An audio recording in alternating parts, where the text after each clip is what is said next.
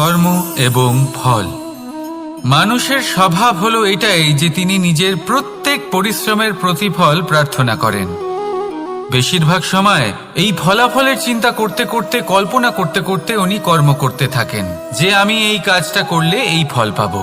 সেই সব কল্পনা করতে থাকেন যা না তার হাতে আছে, না আছে অধিকার, আর না আছে নিয়ন্ত্রণ। উনি শুধু নিজের কর্ম করতে পারেন। উনি কি ফল পাবেন তা তার হাতে কখনোই নেই।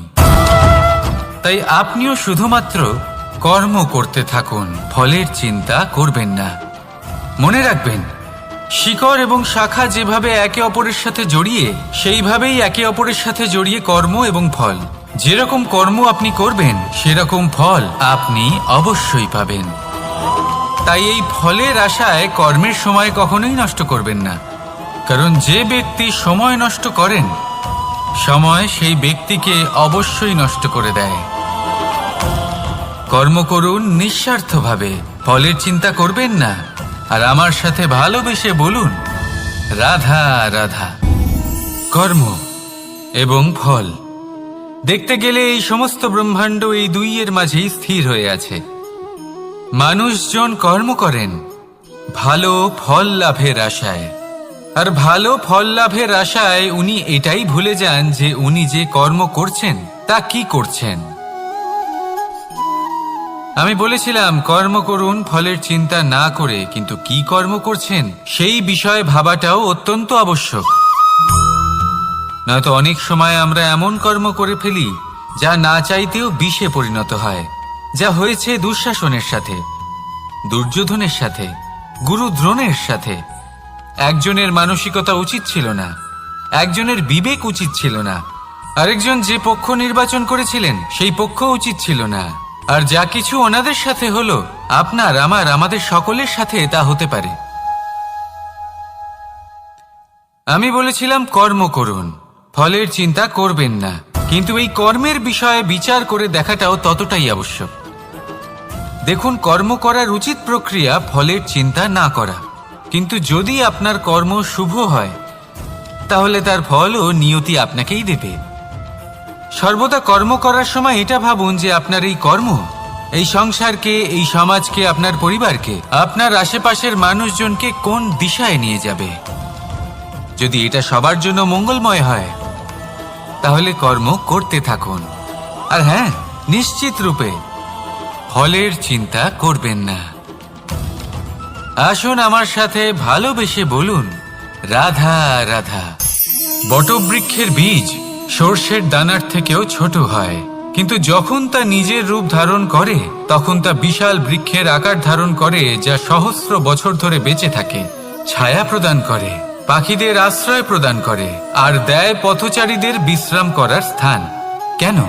কারণ সেই ছোট বীজ তা মাটির ভেতরে গিয়ে নিজের খোলস ত্যাগ করে। অন্ধকারে থাকে সে, যতই আলো আসুক না কেন, যতই বর্ষা আসুক না কেন, সব সহ্য করে। আর তারপরে একটা চারা গাছ অঙ্কুরিত হয়, তারপর ধীর গতিতে একটা বিশাল বৃক্ষতে পরিণত হয়। দেখুন, জীবনে কঠিন সময় আসে, এই জন্য নয় যে আপনি হার মেনে নেবেন, এই জন্য আসে যাতে আপনি ভবিষ্যৎ নির্মাণের জন্য নিজেকে তৈরি করতে পারেন। যদি কঠিন সময়ে আপনি ওই বীজের মতো দৃঢ় হয়ে থাকতে পারেন, তাহলে আপনিও একদিন সেই বিশাল বৃক্ষের মতো নিজের অস্তিত্ব গড়ে তুলতে পারবেন, যা সহস্র বছর পর্যন্ত মনে রাখা হবে। আসুন আমার সাথে ভালোবেসে বলুন রাধা রাধা। এই ব্রহ্মাণ্ড কত বৃহৎ, তাই না? যার সম্মুখে এই পৃথিবীকেও একটা বিন্দুর মতো মনে হয়। আর এই পৃথিবীতে আমরা কে হই, আমাদের আকার কিরকম, আমাদের অস্তিত্বই বা কি? যখন আমরা এভাবে ভাবি তখন মনে হয় আমরা কিছুই নই। তা আমরা যখন কিছুই নই, তাহলে আমরা এত চিন্তা করি কেন? কি ভেবে ভয় পাই? কাকেই বা এত ভয় পাই? কে আমাদের মারতে পারে আর কেই বা আমাদের জন্ম দেবে? আত্মার আসলে না কখনো জন্ম হয় আর না কখনো মৃত্যু। আত্মা শুধুই শরীর বদল করে। আপনি, আমি, আমরা সকলে এই শরীর নয়, আমরা হলাম আত্মা, যা হলো পরম আত্মার পরম অঙ্গ। সেই জন্য মনে রাখবেন, বাইরের কোথাও দেখবেন না, নিজের অন্তরের গভীরে গিয়ে দেখুন, আত্মাকে উপলব্ধি করতে শিখুন। ক্লেশ, ভয়, চিন্তা, এই সব কিছুর থেকে নিজেকে দূরে রাখুন, তাহলেই উপলব্ধি করতে পারবেন পরমাত্মা কে। তাহলে আসুন আমার সাথে ভালোবেসে বলুন, রাধা রাধা। পরিবর্তন এই সংসারের শাশ্বত নিয়ম। কোনো রাজা নেই যিনি চিরকাল রাজা থাকেন, কোনো ধনী ব্যক্তি নেই যিনি চিরকাল ধনী থাকবেন। এই সংসারে সূর্যের স্থান নেওয়ার জন্য চন্দ্রিমার আগমন ঘটে। কোন স্থান যাকে পতিত বলা হয়েছিল সেখানে মহল তৈরি হয়েছে। কোন স্থান যাকে আজ মলিন বলা হয়েছে কাল সেখানে মন্দিরও স্থাপন হতে পারে। কোনো ঋতু চিরকালের জন্য থাকে না, কখনো সময় চিরকাল একরকম থাকে না। আজ যে আপনার কাছে রয়েছে কাল অন্য কারোর ছিল, আজ যে আপনার কাছে রয়েছে কাল তা অন্য কারোর কাছে চলে যাবে। আপনার সাথে কিছু থাকলে তা হলো আপনার কর্ম, কিন্তু সেই কর্মের পরিণামও আপনার নয়। আপনি শুধু কর্ম করুন, বাকি সবকিছুই পরিবর্তনশীল। কিন্তু সেই পরিবর্তনকে দেখে ভয় পাওয়ার প্রয়োজন নেই, তাকে স্বাগত জানান। যদি আপনি হাসি মুখে সেই পরিবর্তনকে স্বাগত জানান, তাহলে এই পরিবর্তনও হাসি মুখে আপনার সাথে থাকবে। আসুন আমার সাথে ভালোবেসে বলুন, রাধা রাধা। সঞ্চয়। মানুষের যখন থেকে বোধ বুদ্ধি হয় সঞ্চয় করতে আরম্ভ করে দেন। সঞ্চয় করতে থাকেন ভোজনের, সঞ্চয় অর্থের, সঞ্চয় শক্তির। নিজের জন্য করেন, নিজের পরিবারের জন্য করেন, নিজের স্ত্রীর জন্য করেন, সন্তানের জন্য করেন, সন্তানের সন্তানের জন্যও সঞ্চয় করেন। সঞ্চয় করার জন্য ওনার কাছে অনেক কারণ রয়েছে, কারণ উনি এটা ভাবেন যে এই সঞ্চিত শক্তির জন্য কেউ ওনার কোনো ক্ষতি করতে পারবে না। মানুষ ভুলে যান একটা গুরুত্বপূর্ণ কথা, এই সত্য, উনি এই সংসারে খালি হাতেই এসেছিলেন, আর এখান থেকে ওনাকে খালি হাতেই যেতে হবে। যা এখানকার তা এখানেই থেকে যাবে। আর যদি কিছু ওনার সাথে যায় তা হলো ওনার কর্ম, আর কিচ্ছু নয়। তাই যদি কিছু অর্জন করতে চান তাহলে শুভ কর্ম অর্জন করুন, আত্মশক্তি অর্জন করুন, কারণ পরলোকে এটাই হবে আপনার সম্পত্তি। তাহলে কি এটা আপনি অর্জন করতে চান না? আসুন আর আমার সাথে ভালোবেসে বলুন, রাধা রাধা। সদিচ্ছা। দেখতে গেলে 3 অক্ষরে তৈরি এই শব্দ, কিন্তু সমস্ত ত্রিলোক তার উপরেই আধারিত। আপনি এই সংসারে এসেছেন, তখন অবশ্যই শ্বাস নেবেন, কিন্তু তার বদলে আপনাকে কিছু তো দিতেই হবে। আপনার উপর নির্ভর করছে আপনি কি দেবেন। কি দেবেন এই সংসারকে, এই সমাজকে, নিজের পরিবারকে, আর তার বদলে কি নেবেন? যশ নাকি অপযশ? দেখুন, এক ছিল রাবণ, যে কিনা সমুদ্র পার করল সীতাকে অপহরণ করার জন্য, আর এক ছিলেন রামচন্দ্র, যিনি সমুদ্র পার করেছিলেন, সেতু বানিয়ে গিয়েছিলেন সীতাকে ফিরিয়ে নিয়ে আসার জন্য। দুজনেই সমুদ্র পার করেছিলেন, শুধু পার্থক্য ছিল সদিচ্ছাকে বোঝার, লক্ষ্যের। অনেক মানুষের যাত্রা একরকম হতেই পারে, কিন্তু আনন্দ তখনই লাভ করবেন যখন লক্ষ্য শুভ হবে, মহান হবে। এই লক্ষ্য দিয়ে এই সংসারের কল্যাণ হবে এবং মানুষের সম্মান হবে। যদি আপনার সংকল্প উচিত হয় তাহলে আপনার লক্ষ্য উচিতই হবে, নয়তো শুধুমাত্র বিনাশ হবে। আর উচিত এটাই হবে যে বিনাশের হাত থেকে যেন নিজেকে বাঁচানো যায়, কি বলেন? তাই জীবনে যে লক্ষ্য স্থির করছেন মনে রাখবেন তা যেন শুভ লক্ষ্য হয়। যদি এরকম হয় তাহলে আপনার যাত্রা, আপনার জীবন দুটোই শুভময় হবে। আসুন আর আমার সাথে ভালোবেসে বলুন, রাধা রাধা। সুরক্ষা। এই সুরক্ষা আসলে কি? এটা কি কোনো কবচ নাকি কোনো সীমা? এই সুরক্ষা আসলে অন্য কিছু। আমাদের মাতা পিতা, আমাদের প্রিয়জন, আমাদের বন্ধু, এই সমাজ, আমাদের শুভাকাঙ্ক্ষী, আমাদের আত্মীয়, এনারা সবাই আমাদের জীবনে কোনো না কোনো ভাবে সুরক্ষা দিয়ে থাকেন, একটা কবচ দিয়ে থাকেন কোনো না কোনো রূপে।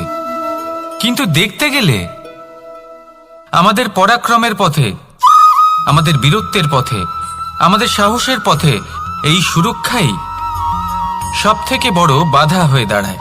একবার ভেবে দেখুন, যদি আপনি কোনো সুরক্ষাই না পান, বা যদি আপনি এই সুরক্ষা ভেঙে বাইরে আসতে পারেন, তাহলে আপনার বীরত্ব চরম সীমায় পৌঁছে যায়। কেন? কারণ তখন আপনি জানেন যে এই সংসারের সম্মুখীন আমাদের নিজেদেরই হতে হবে।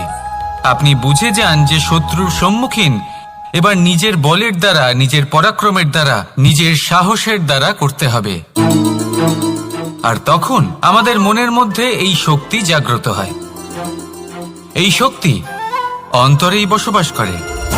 শুধু এটা চিনে নিতে হবে, একে জাগ্রত করতে হবে। আর এটা সুরক্ষা ভেঙে যাওয়ার পরেই সম্ভব হয়। আর যারা নিজের শক্তি সম্পর্কে জানেন,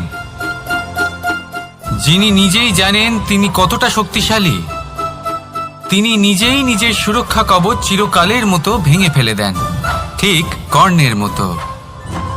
আর তারপরে দেখুন, আপনার পরাজয় হোক বা বিজয়ী হোক না কেন, সেটাই অনেক বড় হয়, সেটাই প্রশস্ত হয়ে থাকে। সেই জন্য ত্যাগ করুন নিজের ভয়কে, নিজের আশেপাশের এই সুরক্ষা চক্রকে ভেঙে ফেলুন, আর সম্মুখীন হন এই সংসারের নিজের শত্রুর সম্মুখীন হন।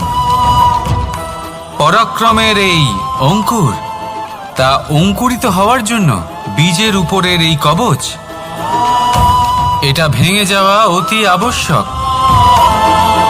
আসুন আমার সাথে ভালোবেসে বলুন, রাধা রাধা।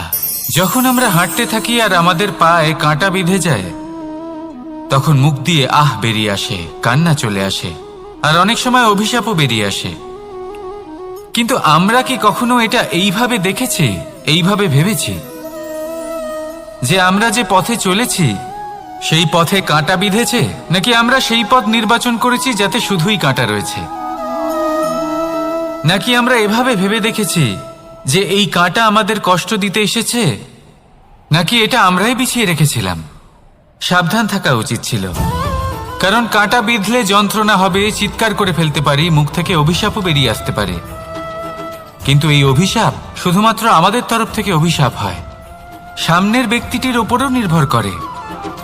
এবার সেই ব্যক্তি যদি এমন হয় যে ফুল আর কাঁটা এই দুই সমানভাবে গ্রহণ করতে পারে, তার কাছে অভিশাপও বরদানে পরিণত হয়।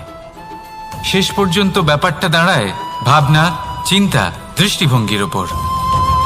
কারণ আপনার এই ভাবনাই সত্যি হয়ে সামনে আসে। সেই জন্য এই ভাবনা, চিন্তা, মানসিকতাকে গুরুত্ব সহকারে দেখবেন। এই বিবেচনা নিয়ে বিবেচনা করতে শিখুন। আমার কথার অর্থ হলো যে জীবনে যখন এরকম কিছু একটা ঘটবে, তখন ভেবে দেখুন যে এরকম কেন হলো। আপনি কি এমন কোনো কর্ম করেছিলেন যার কর্মফল এটা? এমন কোনো কাজ যা অনুচিত ছিল, অসত্য ছিল, যা অভদ্রতার কারণ ছিল? ভেবে দেখা প্রয়োজন। দেখুন, ইচ্ছে হলো আপনার যে আপনি কি করতে চান, ভাবনা আপনার, সত্য আপনার, জীবন আপনার, সিদ্ধান্ত আপনার। আসুন আর আমার সাথে ভালোবেসে বলুন, রাধা রাধা। সময়, এই সময় আসলে কি? এই সময় একটা সরল রেখা তো কখনোই নয়। সময় হলো একটা চক্র, যেখানে এর আদি সেখানেই হলো এর অন্ত, আর যেখানে তা শেষ হয় সেখান থেকেই তার শুরু হয়। এই সময় একটা অত্যন্ত বিচিত্র চিন্তা, বিচিত্র ভাবনা, এ একটা বিচিত্র বস্তু যা কেউ বুঝতে পারেন না। এই সময়ের লীলা, এর কোনো প্রমাণ নেই, কোনো জ্ঞান নেই, কোনো পরিমাপ নেই। শুধু এটুকু আমরা জানতে পারি, যেখানে শেষ হবে সেখান থেকে একটা নতুন সূচনাও হবে। যা আজ আপনার কাছে আছে, কাল অন্য কারোর কাছে যাবে, তারপরে তার কাছ থেকেও অন্য কারোর কাছে যাবে, তারপরে তার থেকেও ছিনিয়ে নেওয়া হবে। এই নিয়তির একজনের কাছ থেকে অন্যজনের কাছে আদান প্রদানের এই সময় হলো আপনার সময়। এই সময়ের সদ্ব্যবহার করুন, এই সময়কে বাঁচুন। আপনাকে শুধু এটাই সুনিশ্চিত করতে হবে যে আপনি কোন পক্ষে আছেন। আর সত্যি বলতে কি, আপনার জীবনের পরিণাম নির্ভর করে আপনার নির্বাচনের ওপর। আপনি কোন পক্ষ নির্বাচন করছেন। তাহলে মনে রাখবেন, জীবনে সেই পক্ষই নির্বাচন করবেন যা চয়ন করার পরে আপনি সুখ অনুভব করবেন, আপনি সন্তোষ লাভ করবেন, প্রসন্নতা লাভ করবেন। আর আমি এটাই সুনিশ্চিত করব যে এই পক্ষ যেন শান্তির পক্ষ হয়, এই পক্ষই যেন প্রেমের পক্ষ হয়। তাহলে চিন্তা করবেন না, আর আসুন আমার সাথে ভালোবেসে বলুন, রাধা রাধা। দৃষ্টি আর দৃষ্টিভঙ্গি, এই সমগ্র লীলা হলো এই দুইয়ের। বিচিত্র হতে পারে, কিন্তু এটাই সত্যি। এবার আপনাকে একটা উদাহরণ দিয়ে বোঝাই।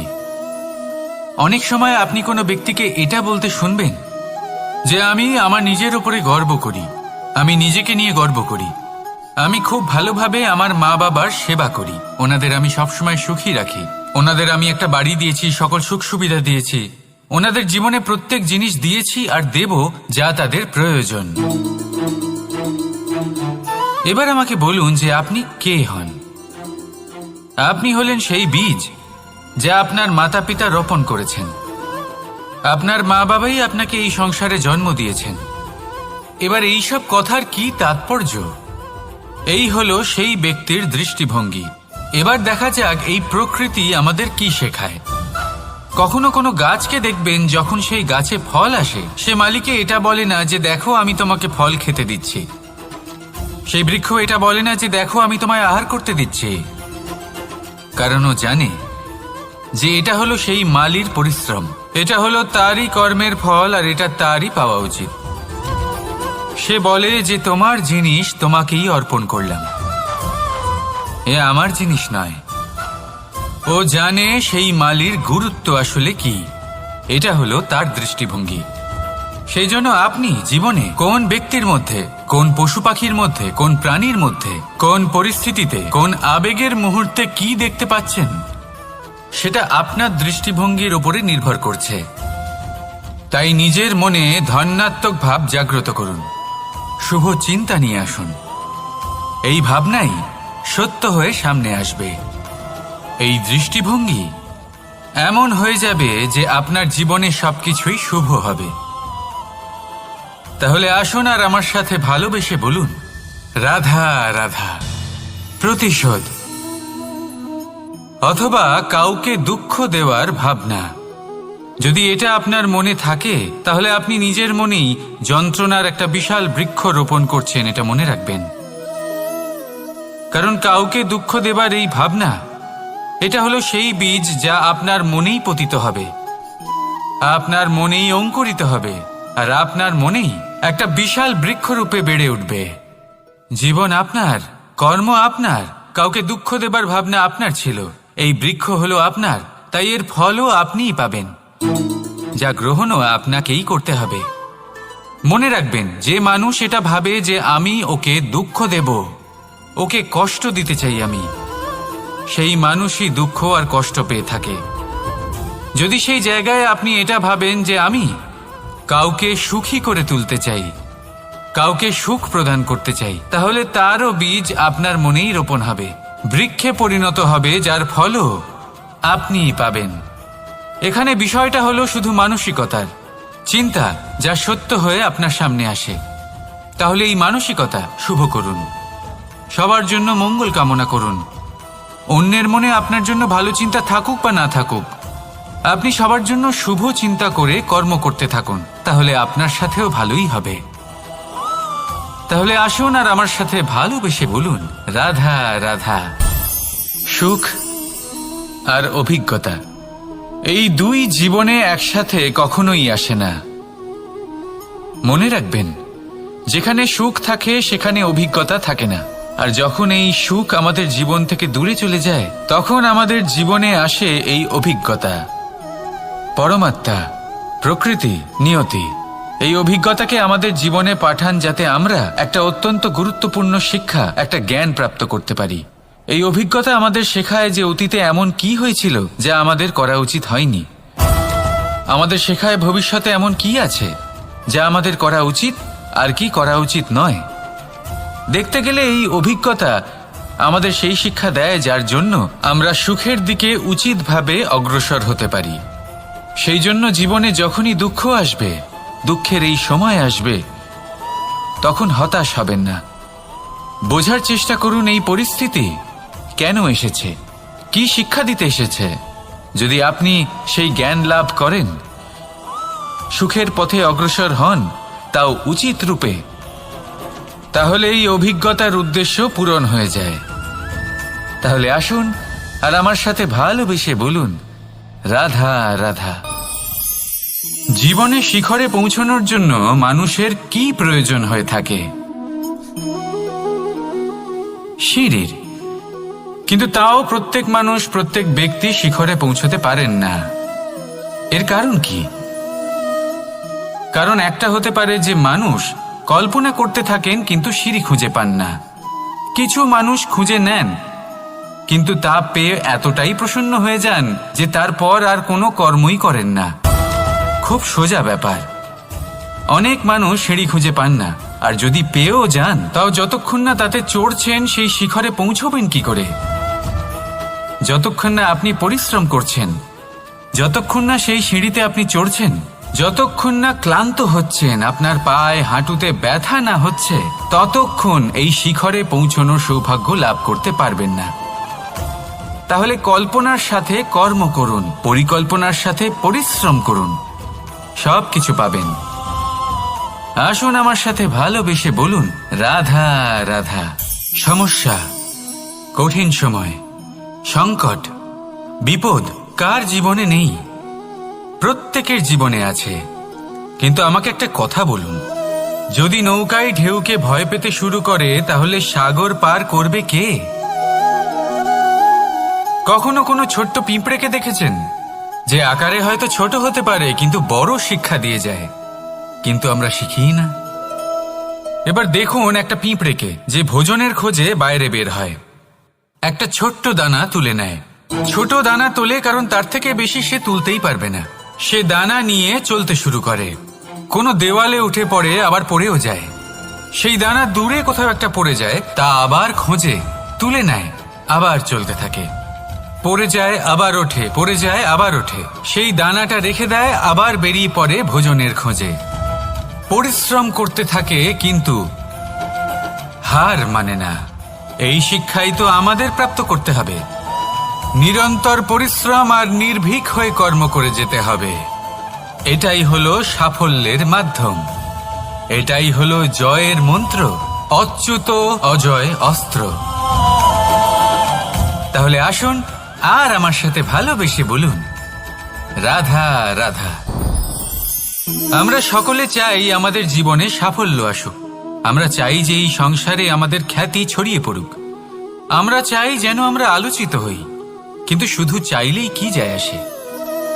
যদি এই সংসারে আলোচিত হতে হয় তাহলে পরিচিত হতে হবে পরিশ্রমের দ্বারা। যতক্ষণ না আপনারা পরিশ্রমের সাথে পরিচিত হবেন, সাফল্যের সাথে পরিচিত হবেন না। সংঘর্ষ করতে হবে প্রতিদিন, প্রতি বছর। জীবনের সব পরিস্থিতিতেই হয়তো নতুন নতুন বাধা আসবে, নতুন নতুন বিঘ্ন ঘটবে। কিন্তু এটা আবশ্যক নয় যে সমস্ত বিঘ্ন বিনাশের জন্য আসবে। কিছু বিঘ্ন আপনার পথ প্রশস্ত করার জন্য আসবে, আপনার পথ পরিষ্কার করার জন্য আসবে।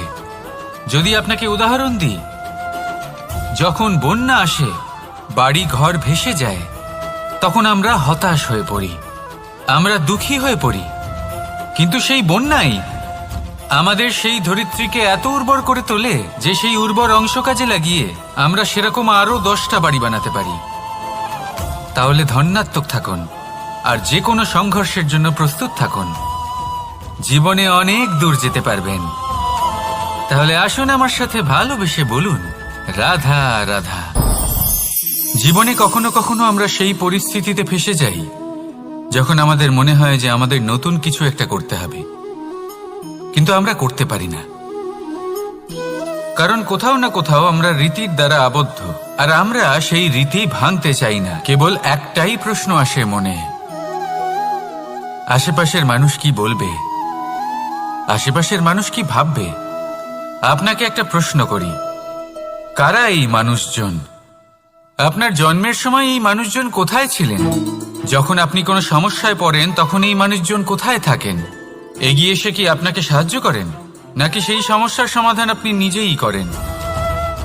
এইসব মানুষজনের চিন্তা ত্যাগ করুন যদি আপনি জীবনে বাঁচতে চান। ভেবে দেখুন জীবনে কি কি শুভ আছে আর কি কি শুভ করতে পারেন। যদি তা স্রোতের বিপরীতে হয় তাহলে সংঘর্ষ করুন, কিন্তু এইসব মানুষজনের কথা ভাববেন না। ভেবে দেখুন জীবনে আপনি কি কি শুভ কাজ করতে পারেন। এটা ভাবুন যে আপনি কখনো এমন কোনো কাজ করে ফেলেননি তো যার জন্য কারো হৃদয় আহত হয়েছে। শুভর দিকে নিজের চিন্তা কেন্দ্রীভূত করুন, আপনার জীবনে সব কিছু শুভই হবে। তাহলে আসুন আমার সাথে ভালোবেসে বলুন, রাধা রাধা। আজকাল আপনি দেখে থাকবেন যে মা বাবা শুধুমাত্র সন্তানকে ভালোবাসেন তা নয়, তাদের মোহেও জড়িয়ে পড়েন। বিদ্যালয় যখন পাঠান তখন সমস্ত সুযোগ সুবিধা দিয়েই পাঠান। চেষ্টা করেন যে সবসময় যেন সন্তান তাদের চোখের সামনেই থাকে। কিন্তু ভুলে যান এক অত্যন্ত গুরুত্বপূর্ণ কথা, যে সন্তানকে এক নতুন দৃষ্টিভঙ্গি দেওয়াই হলো ওনাদের কর্তব্য। সেই জন্য পুরাতনকালে শিষ্যদের গুরুকুলে পাঠানো হতো, বাড়ির থেকে দূরে। কারণ বাড়ি ছেড়ে যাওয়া এক সন্তানের জন্য, এক শিষ্যের জন্য অত্যন্ত শুভ লক্ষণ হয়। যখন সে বাড়ির থেকে দূরে, গৃহস্থের থেকে দূরে থাকবে, তখন এই সংসারকে সে এক নতুন দৃষ্টিভঙ্গি দিয়ে দেখবে, পরখ করবে, বুঝতে পারবে, আর সবকিছু নিজে থেকেই শিখে যাবে কখন আক্রমণ করতে হয়, কখন পিছু হটতে হয়, কিভাবে এই সংসারের সম্মুখীন হতে হয়। আর এটা আপনার দৃষ্টি ওকে শেখাতে পারবে না, ওর অভিজ্ঞতা ওকে শেখাতে পারবে। তাই মনে রাখবেন, যদি আপনি চান যে আপনার সন্তানের বিকাশ হোক, তাহলে অনেক সময় ওকে নিজের থেকে দূরে নিয়ে যেতে হয়। যদি মোহে আবদ্ধ থাকেন তাহলে ওর বিকাশ কখনোই হবে না। তাহলে আসুন আমার সাথে ভালোবেসে বলুন, রাধা রাধা। কখনো কখনো মানুষ মনে করেন যে সে নিজেই সব থেকে বেশি শক্তিশালী, তিনি হলেন জ্ঞানী। দেখুন, এটা ভালো ব্যাপার যে আপনার মধ্যে শক্তি আছে, জ্ঞান আছে, আর এটা শুধু আপনার জন্য নয়, এই সমস্ত সমাজের জন্য, দেশের জন্য, সমগ্র পৃথিবীর জন্য অত্যন্ত আবশ্যক। কিন্তু এই কথাটাও বোঝা অত্যন্ত আবশ্যক যে এই জ্ঞান যেন কখনো অহংকার না হয়ে ওঠে। যখন মানুষের মধ্যে জ্ঞান থাকে তখন সে রাম হয়ে ওঠে। রাম, যিনি সমুদ্রের বুকে সেতু বানিয়েছিলেন, বানর সেনার দ্বারা রাক্ষস রাজকে পরাজিত করেছিলেন, আর চিরকালের জন্য সবার কাছে আদর্শ হয়ে উঠেছিলেন। আর যদি মানুষের মনে অহংকার জন্মায় তাহলে সে রাবণ হয়ে ওঠে। দেশে বিদেশে যতই খ্যাতি থাকুক না কেন, সে রাক্ষস হয়ে ওঠে, নিজের সাথে সাথে সমস্ত কুলের বিনাশ করে বসে। এবার জ্ঞান নাকি অহংকার, আপনার কি চাই সেই সিদ্ধান্ত আপনার, আর আপনার এই সিদ্ধান্তই নিশ্চিত করবে যে আপনার কর্ম কি হবে, আর আপনার এই কর্মই নিশ্চিত করে দেবে আপনার প্রারব্ধ কি হবে। তাহলে শুভ কর্ম করুন আর আমার সাথে ভালোবেসে বলুন, রাধা রাধা। কর্ম এবং ফল। মানুষের স্বভাব হলো এটাই যে তিনি নিজের প্রত্যেক পরিশ্রমের প্রতিফল প্রার্থনা করেন। বেশিরভাগ সময় এই ফলাফলের চিন্তা করতে করতে, কল্পনা করতে করতে উনি কর্ম করতে থাকেন যে আমি এই কাজটা করলে এই ফল পাবো। সেই সব কল্পনা করতে থাকেন যা না তার হাতে আছে, না আছে অধিকার, আর না আছে নিয়ন্ত্রণ। উনি শুধু নিজের কর্ম করতে পারেন। উনি কি ফল পাবেন তা তার হাতে কখনোই নেই। তাই আপনিও শুধুমাত্র কর্ম করতে থাকুন, ফলের চিন্তা করবেন না। মনে রাখবেন, শিকড় এবং শাখা যেভাবে একে অপরের সাথে জড়িয়ে, সেইভাবেই একে অপরের সাথে জড়িয়ে কর্ম এবং ফল। যেরকম কর্ম আপনি করবেন সেরকম ফল আপনি অবশ্যই পাবেন। তাই এই ফলের আশায় কর্মের সময় কখনোই নষ্ট করবেন না, কারণ যে ব্যক্তি সময় নষ্ট করেন, সময় সেই ব্যক্তিকে অবশ্যই নষ্ট করে দেয়। কর্ম করুন নিঃস্বার্থভাবে, ফলের চিন্তা করবেন না, আর আমার সাথে ভালোবেসে বলুন, রাধা রাধা। কর্ম এবং ফল। দেখতে গেলে এই সমস্ত ব্রহ্মাণ্ড এই দুইয়ের মাঝেই স্থির হয়ে আছে। মানুষজন কর্ম করেন ভালো ফল লাভের আশায়। আর ভালো ফল লাভের আশায় উনি এটাই ভুলে যান যে উনি যে কর্ম করছেন তা কি করছেন। আমি বলেছিলাম কর্ম করুন ফলের চিন্তা না করে, কিন্তু কি কর্ম করছেন সেই বিষয়ে ভাবাটাও অত্যন্ত আবশ্যক। নয়তো অনেক সময় আমরা এমন কর্ম করে ফেলি যা না চাইতেও বিষে পরিণত হয়, যা হয়েছে দুঃশাসনের সাথে, দুর্যোধনের সাথে, গুরু দ্রোণের সাথে। একজনের মানসিকতা উচিত ছিল না, একজনের বিবেক উচিত ছিল না, আরেকজন যে পক্ষ নির্বাচন করেছিলেন সেই পক্ষ উচিত ছিল না।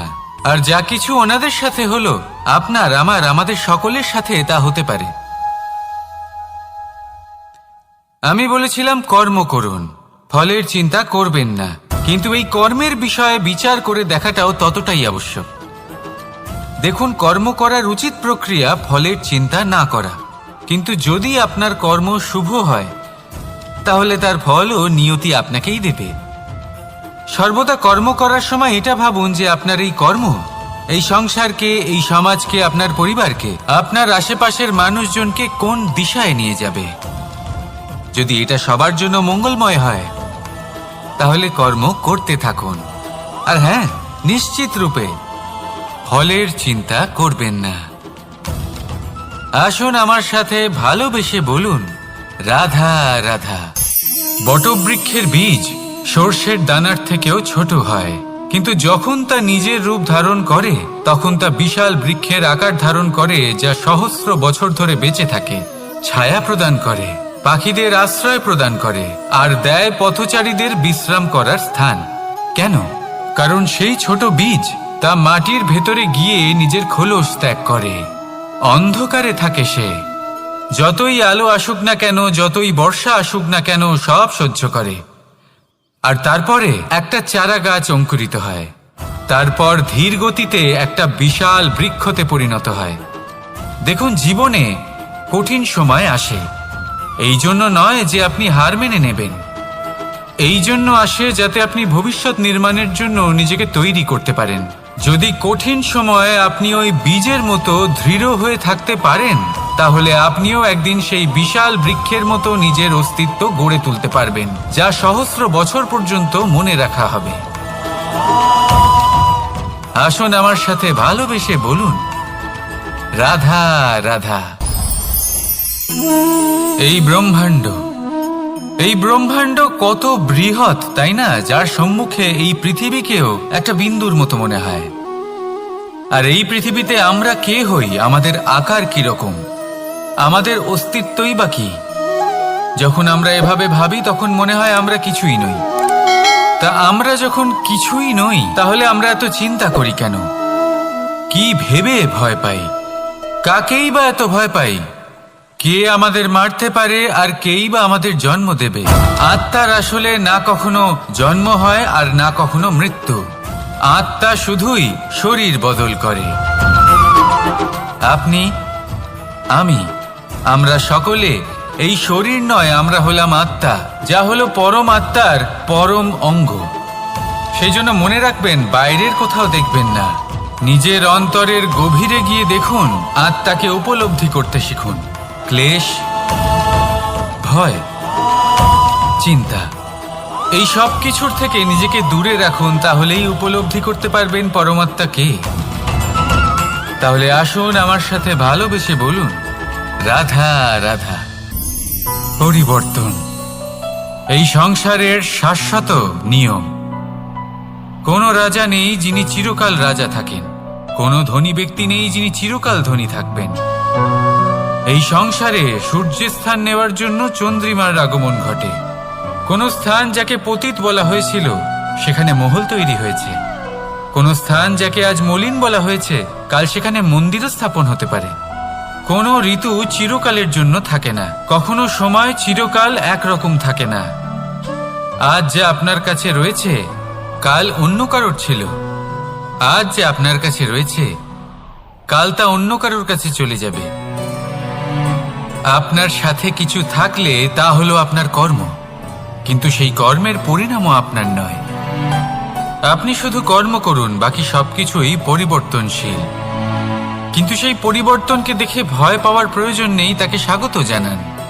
যদি আপনি হাসি মুখে সেই পরিবর্তনকে স্বাগত জানান, তাহলে এই পরিবর্তনও হাসি মুখে আপনার সাথে থাকবে। আসুন আমার সাথে ভালোবেসে বলুন, রাধা রাধা। সঞ্চয়। মানুষের যখন থেকে বোধবুদ্ধি হয়, সঞ্চয় করতে আরম্ভ করে দেন। সঞ্চয় করতে থাকেন ভোজনের, সঞ্চয় অর্থের, সঞ্চয় শক্তির। নিজের জন্য করেন, নিজের পরিবারের জন্য করেন, নিজের স্ত্রীর জন্য করেন, সন্তানের জন্য করেন, সন্তানের সন্তানের জন্যও সঞ্চয় করেন। সঞ্চয় করার জন্য ওনার কাছে অনেক কারণ রয়েছে, কারণ উনি এটা ভাবেন যে এই সঞ্চিত শক্তির জন্য কেউ ওনার কোনো ক্ষতি করতে পারবে না।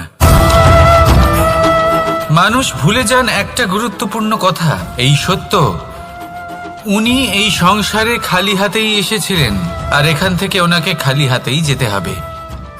যা এখানকার তা এখানেই থেকে যাবে। আর যদি কিছু ওনার সাথে যায় তা হলো ওনার কর্ম, আর কিচ্ছু নয়। তাই যদি কিছু অর্জন করতে চান, তাহলে শুভ কর্ম অর্জন করুন, আত্মশক্তি অর্জন করুন, কারণ পরলোকে এটাই হবে আপনার সম্পত্তি। তাহলে কি এটা আপনি অর্জন করতে চান না? আসুন আর আমার সাথে ভালোবেসে বলুন, রাধা রাধা। সদিচ্ছা। দেখতে গেলে 3 অক্ষরে তৈরি এই শব্দ, কিন্তু সমস্ত ত্রিলোক তার উপরেই আধারিত।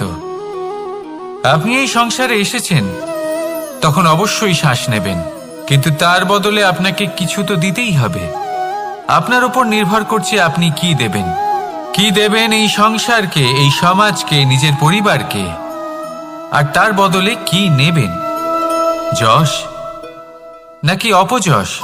দেখুন, এক ছিল রাবণ, যে কিনা সমুদ্র পার করল সীতাকে অপহরণ করার জন্য, আর এক ছিলেন রামচন্দ্র, যিনি সমুদ্র পার করেছিলেন, সেতু বানিয়ে গিয়েছিলেন সীতাকে ফিরিয়ে নিয়ে আসার জন্য। দুজনেই সমুদ্র পার করেছিলেন, শুধু পার্থক্য ছিল সদিচ্ছাকে বোঝার, লক্ষ্যের। অনেক মানুষের যাত্রা একরকম হতেই পারে, কিন্তু আনন্দ তখনই লাভ করবেন যখন লক্ষ্য শুভ হবে, মহান হবে। এই লক্ষ্য দিয়ে এই সংসারের কল্যাণ হবে এবং মানুষের সম্মান হবে। যদি আপনার সংকল্প উচিত হয়, তাহলে আপনার লক্ষ্য উচিতই হবে, নয়তো শুধুমাত্র বিনাশ হবে। আর উচিত এটাই হবে যে বিনাশের হাত থেকে যেন নিজেকে বাঁচানো যায়, কি বলেন? তাই জীবনে যে লক্ষ্য স্থির করছেন, মনে রাখবেন তা যেন শুভ লক্ষ্য হয়। যদি এরকম হয়, তাহলে আপনার যাত্রা, আপনার জীবন দুটোই শুভময় হবে। আসুন আর আমার সাথে ভালোবেসে বলুন, রাধা রাধা। সুরক্ষা। এই সুরক্ষা আসলে কি? এটা কি কোনো কবচ, নাকি কোনো সীমা? এই সুরক্ষা আসলে অন্য কিছু। আমাদের মাতা পিতা, আমাদের প্রিয়জন, আমাদের বন্ধু, এই সমাজ, আমাদের শুভাকাঙ্ক্ষী, আমাদের আত্মীয়, এনারা সবাই আমাদের জীবনে কোনো না কোনো ভাবে সুরক্ষা দিয়ে থাকেন, একটা কবচ দিয়ে থাকেন কোনো না কোনো রূপে। কিন্তু দেখতে গেলে আমাদের পরাক্রমের পথে, আমাদের বীরত্বের পথে, আমাদের সাহসের পথে এই সুরক্ষাই সব থেকে বড় বাধা হয়ে দাঁড়ায়। একবার ভেবে দেখুন, যদি আপনি কোনো সুরক্ষাই না পান, বা যদি আপনি এই সুরক্ষা ভেঙে বাইরে আসতে পারেন, তাহলে আপনার বীরত্ব চরম সীমায় পৌঁছে যায়। কেন? কারণ তখন আপনি জানেন যে এই সংসারের সম্মুখীন আমাদের নিজেদেরই হতে হবে। আপনি বুঝে যান যে শত্রুর সম্মুখীন এবার নিজের বলের দ্বারা, নিজের পরাক্রমের দ্বারা, নিজের সাহসের দ্বারা করতে হবে। আর তখন আমাদের মনের মধ্যে এই শক্তি জাগ্রত হয়। এই শক্তি অন্তরেই বসবাস করে, শুধু এটা চিনে নিতে হবে, একে জাগ্রত করতে হবে। আর এটা সুরক্ষা ভেঙে যাওয়ার পরেই সম্ভব হয়। আর যারা নিজের শক্তি সম্পর্কে জানেন, যিনি নিজেই জানেন তিনি কতটা শক্তিশালী, তিনি নিজেই নিজের সুরক্ষা কবচ চিরকালের মতো ভেঙে ফেলে দেন, ঠিক কর্ণের মতো। আর তারপরে দেখুন, আপনার পরাজয় হোক বা বিজয়ী হোক না কেন, সেটাই অনেক বড় হয়, সেটাই প্রশস্ত হয়ে থাকে, সেই জন্য ত্যাগ করুন নিজের ভয়কে, নিজের আশেপাশের এই সুরক্ষা চক্রকে ভেঙে ফেলুন আর সম্মুখীন হন এই সংসারের নিজের শত্রুর সম্মুখীন হন। পরাক্রমের এই অঙ্কুর, তা অঙ্কুরিত হওয়ার জন্য বীজের উপরের এই কবচ, এটা ভেঙে যাওয়া অতি আবশ্যক।